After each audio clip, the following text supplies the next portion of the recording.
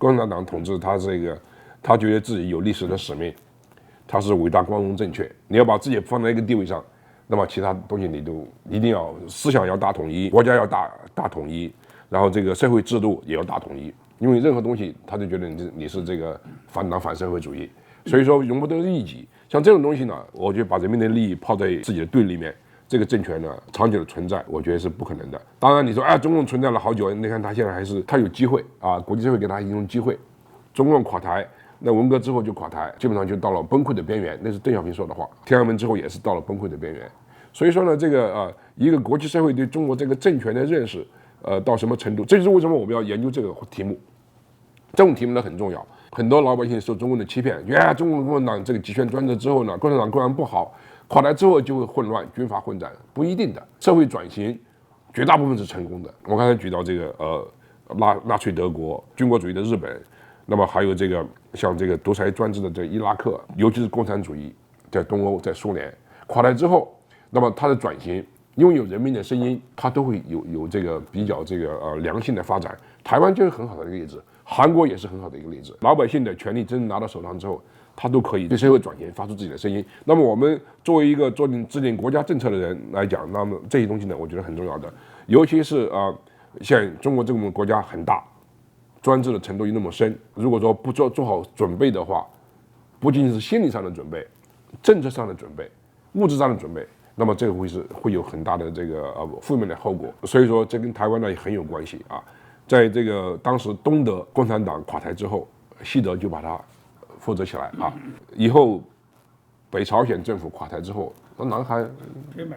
掉，因为它这个南韩的经济实力啊、人口都很大。台湾跟中国那就是很不相称的。台湾虽然很发达、很进步啊，但是中国毕竟是很大一个国家，这就需要国际上的合作。所以我们这报告里面专门有一章专门就讲国际社会如何应付这个中共突然垮台之后的这个局势。你比如说边界的控制啊，还有这个中国的核武器、生物武器这些东西，把它防止扩散，这些东西实际上都是很具体的事情，要有人做。那我们这个就研究这些东西，很欣慰，也是感到很不安的，就是欣慰就是我们在做这个事情，不安的就是我们在华盛顿智库里面是唯一一家做这个研究的一个智库。所以说呢，这个大家需要共同努力，需要做更多的研究，尤其是中国的人民，你要对自己的未来的社会，要发挥自己的想象力。你比如说现在这个老百姓天天抱怨，这个抱怨呢当然是很正常的一种现象，是大家不甘受到这个共产党继续欺负的那么一种表现，这很是正能量。但是呢，抱怨之后大家应该想一想，怎么样去改变现状。所以马克思说，问题的关键不在于哲学家怎么样去分析这个现状，最主要的问题是要如何去改变它。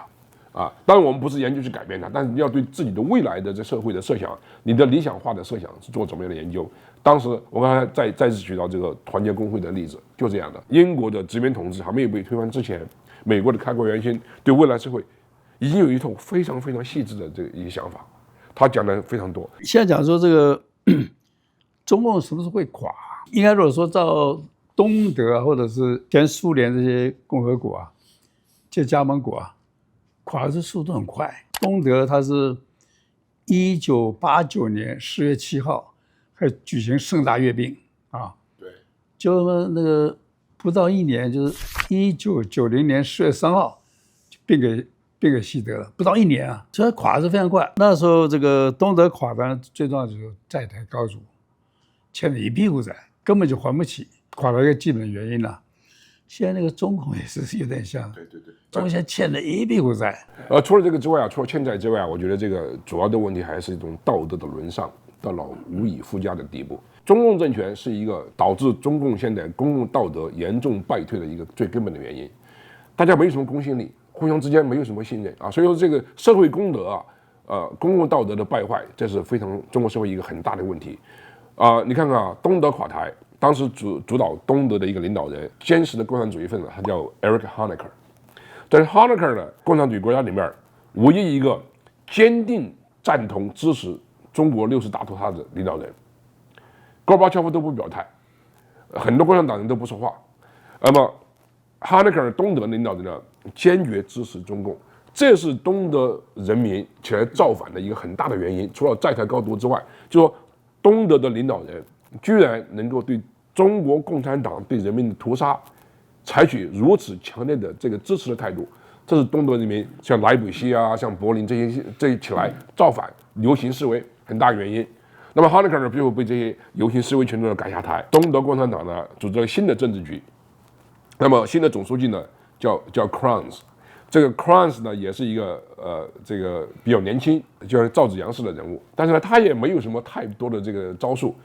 他为什么后来你刚才讲到1989年11月9号柏林墙被冲破之后的那个之前，他为什么犯了一个什么错误呢？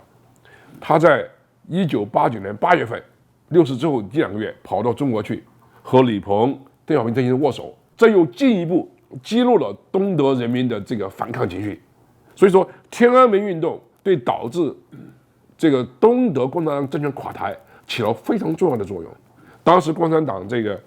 他们的这个东德的这个秘密警察叫 Stasi， 他的特务头子，就我们现在解密看的一些文件，就说他们非常害怕天安门运动的精神向东德扩散，所以他们一个很大的问题就是要阻止这个天安门运动抗议运动，但是已经很晚了。所以我想，除了这个债台高筑，还有一个道德上的感召力。那么这个道德上的感召力呢，就来自于中国当时天安门的这个英雄。所以这种天安门运动呢，是促使东德共产党垮台一个非常关键的因素。不仅如此，当然在这个捷克斯洛伐克和波兰，那个天安门运动影响是更直接的，这我知道的。柏林墙垮台之后，波兰共产党团结工会掌权，他的第一位这个民主选举的总理就是团结工会的一个总理，叫马楚维耶斯基。他请了很多人到波兰去开会，就是反共联盟这么一个经验。那我去了，那么我在东欧就走了一圈啊，我就发现当时这个天安门运动在东欧影响是非常非常巨大。现在的这个东西很多人都没有注意到这点。我曾经如果说我有机会，我想把这个东西写下来。实际上，天安门运动所代表的就是一种人类的良知，一种功德。不管他们这些年轻人有多么成熟不成熟，这都不是这个主要的问题。主要的问题就是有这种勇气去挑战一个专制独裁、道德沦丧的一个政权。你这讲话对我鼓励很大。2019年这个反送中，现在被压制了，可是这件事情我认为说，表面上失败了，其实引起很大的改变。全世界对中共，因为香港反送中镇压，全世界对中共的态度大变。包括我本来说，这两岸嘛，也许可以想个办法，这个让它能够和平相处啊。所以我那时候弄个什么叫和平共处法，我要推动说这个两岸的这个程序正义。对，比如说你要统一台湾，一定要经过台湾老百姓同意，就是经过公民投票同意，不可以乱来啊。我要推动这个。可是2019年我看那个他们找流氓打人呐，这些家伙他们根本不讲理的了，也不讲信用，对，没什么用，就是要抵抗。我觉得这个反送中啊，其实这很多的正面的效用。对，很重要。对，刚刚你看，像香港这些抗议运动啊，天安门运动啊，在很多情况下，它都是一种对人类良知的一种唤醒。所以说，共产党呢，他不懂这个，给全世界呢，就是做了一个反面教材。这个反送中的时候，我当时在国务院，那么这个很多老百姓上街，上百万的老百姓上街，100万、200万，那100、200万上街。然后呢，大家又群情激愤，悲惨世界的一歌曲啊，都非常震撼人心。很多人就出于道德上的良心去的那么中共呢，他觉得这个呢，美国的黑手，所以千方百计觉得什么东西都是阴谋，所以说他这些做法呢，给全世界上了一堂课。说这个余茂春啊，像蓬佩奥这些人呢，在这个华盛顿尽量散布这个反中情绪都不对的。实际上，中共把自己推到这种地步。就中共自己，你看你比如说对这个露出真面目嘛。对我们对这个，我们跟很多的同盟国家讲，中共对世界是一个威胁。这种威胁不仅是军事上、经济上，最主要是用道德上的威胁。因为中共是一个道德败坏的政权，他的这种统治模式，如果说得逞的话，那么全世界就完蛋了。所以说我们在讲，很多国家不信，觉得我们在夸大其词。结果这个新冠病毒来了之后，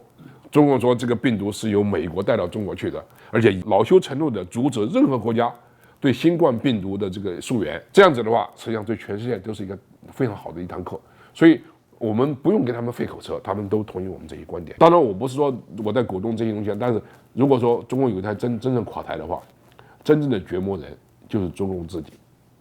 你这也让我很鼓励，就我们刚刚那个大罢免啊没成嘛，不过我相信呢、这大罢免啊这个运动会给台湾将来造成非常大的影响，因为这是真的是一个老百姓自动自发的啊，就是他们在那个立法院乱搞，明明你是一堆人跑到这个北京见了王沪宁之后，回来就乱搞，第一个扩权，喷mil扩权。